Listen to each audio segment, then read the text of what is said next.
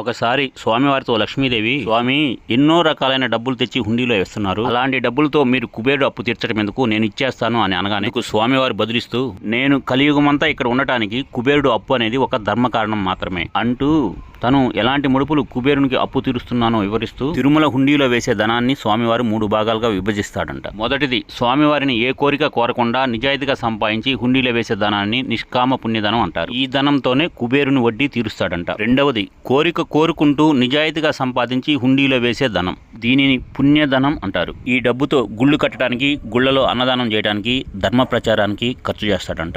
ఆ ధనం ఖర్చు అయ్యే కొద్దీ అతని కోరికలు నెరవేరుతాయి. మూడవది, కోరిక కోరుకుంటూ అన్యాయంగా సంపాదించిన ధనాన్ని హుండీలో వేయటం, దీనినే పాపపు ధనము అంటారు. వీళ్ల కోరికలు కూడా స్వామివారు తీరుస్తాడు. దేవాదాయ సొమ్ముని అన్యాయంగా స్వాధీనం చేసుకునే అక్రమార్కులకు ఈ సొమ్ము చేరుతుంది. ఇదంతా కూడా పద్మపురాణంలో అమ్మవారు అడిగిన ప్రశ్నకు స్వామివారే స్వయంగా సమాధానం చెప్తారనమాట.